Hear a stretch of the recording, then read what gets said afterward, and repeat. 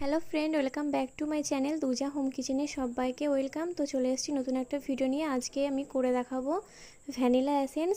তো কিভাবে আপনারা ঘরে তৈরি করে নেবেন এই ভিডিওতে আপনারা বুঝতে পারবেন।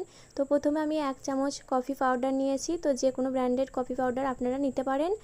তো তারপরে আমি 1 চামচ চিনি দিলাম, আর এখানে আমি উষ্ণ কুসুম গরম পানি অ্যাড করেছি। তো বেশি গরম হলে হবে না, উষ্ণ কুসুম গরম হলেই হবে। তো তারপর আমি ভালো করে মিশিয়ে নেব। তো আমি 1 মিনিটের মতো ভালো করে মিশিয়ে নিয়েছি, আর কালারটা দেখুন, আপনারা দেখে বুঝতে পারছেন। তো এ পর্যায়ে আমি দিয়ে দেব বেকিং সোডা, তো যেটাকে আমরা খাবার সোডা বলে থাকি। তো বেকিং সোডাটা দেওয়ার পর আমি আবারও ভালো করে মিশিয়ে নেব। তো আমি তারপরে আবারও 1 মিনিট মিশিয়ে নিয়েছি, আর কালারটা দেখুন, আপনারা দেখেই বুঝতে পারছেন। আর এই যে আমার ভ্যানিলা এসেন্স রেডি হয়ে গেছে। তো এইভাবে আপনারা বাড়িতে তৈরি করে নিতে পারেন। তো বাজার থেকে